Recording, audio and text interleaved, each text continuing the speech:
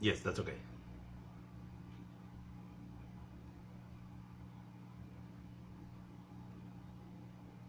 In the G20 coexist very important, competing and powerful interests.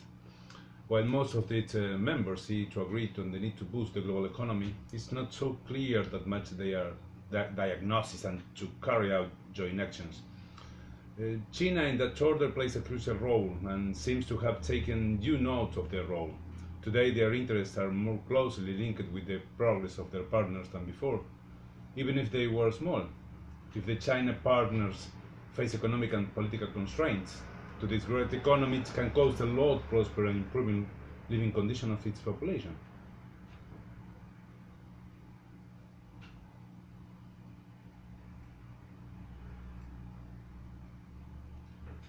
Well, it should be noted something first. Argentina and China are not only distant, but also are two complementary economies. And there is a little room for intra-industry operations because the specialization of each is given in a very different areas. It's known that what China offers to the world, Argentina needed, and such in issues appear infrastructure investment in which China specializes. Because of this, and considering that the agenda of this year has three pillars, Argentina and China could find more narrow channels in encouraging multilateral development banks to advance infrastructural investment and eventually exploring diversified financing approach since Argentina is just tending to regularize their financial situation with multilateral credit agencies and private creditors. I think the table will still have as privileged spectator to support other initiatives.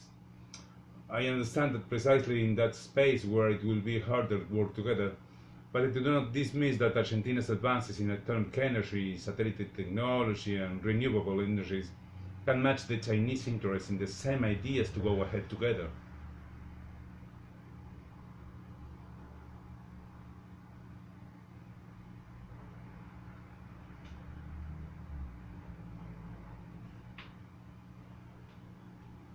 Well, China has decided to set a proactive agenda to channel this group's demand as to allow sound thinking beyond the short term. Cooperation to promote innovation, encourage individual initiatives and coordination schemes to deploy in various fields, or require improving existing coordination schemes, including supporting the multilateral trading system. While China supports the Doha Agenda to be based on the UN Agenda 2030 for sustainable development, the question that highlight the development of infrastructure and food security will also have their momentum in this meeting, and that just the host country has been known for some initiatives in these fields with remarkable results.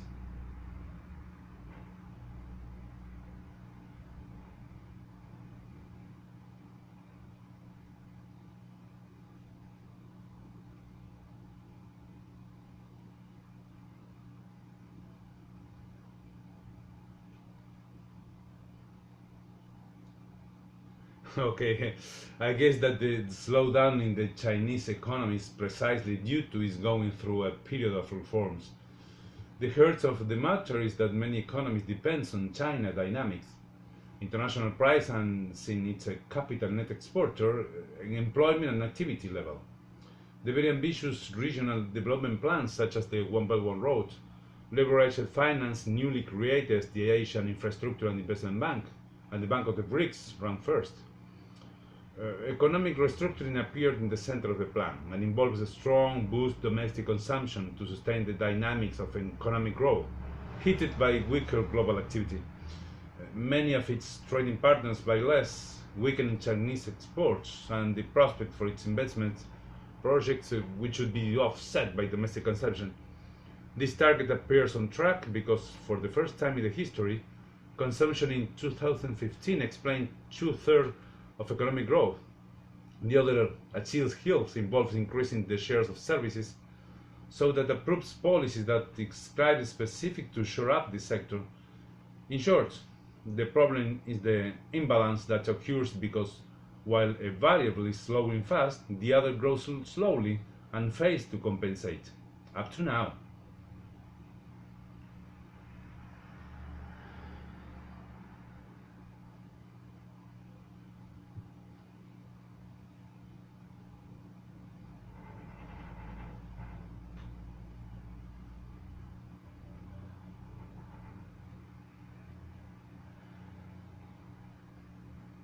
Yes, my answer is affirmative.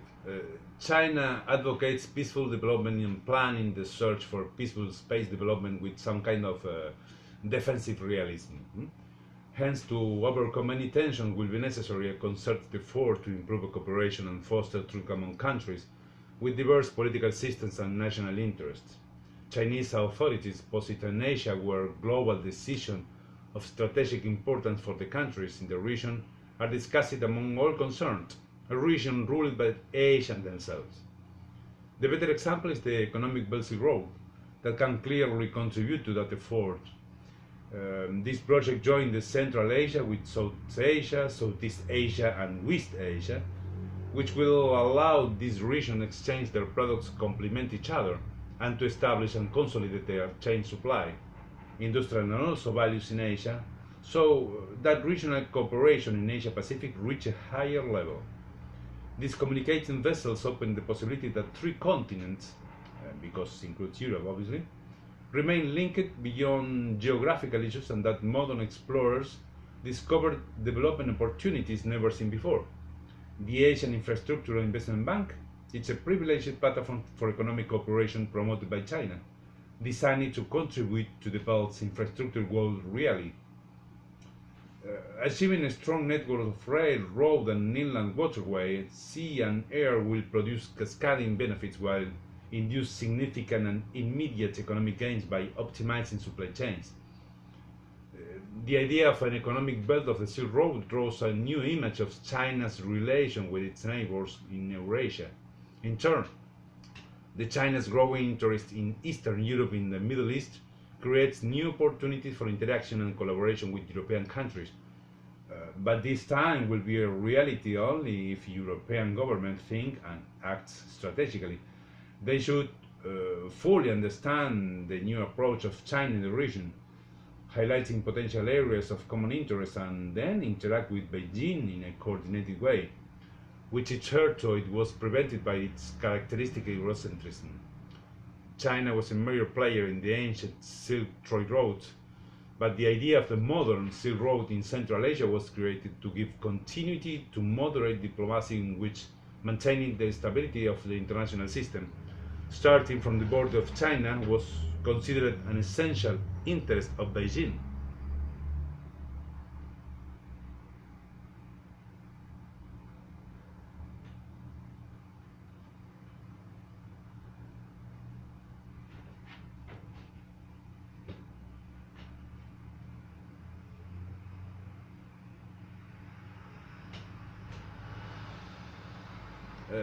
I knew that city years ago and was very impressed by its technological development.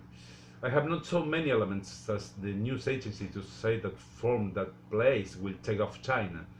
As I do agree is that knowledge and innovation policies will form the basis of value creation in the very near future. That is accumulation of wealth.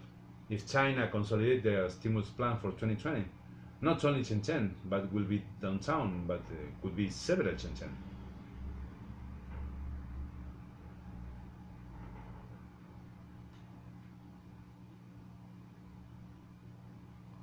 It's hard to say.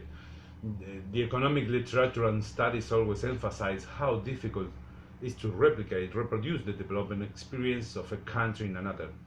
These experiences can rarely be transmitted as a formula, but each economy makes its own way. For economies such as Argentina, that is part of a large bunch of countries suffering from the typical problems those with average income, it's very difficult to overcome our constraints. There is, however, one aspect that I would like to emphasize that has to do with the Chinese pragmatism and emphasis on the development of certain policies that do not give immediate results, but need mature processes to give the expected results. Not everyone has the same patience. Thank you.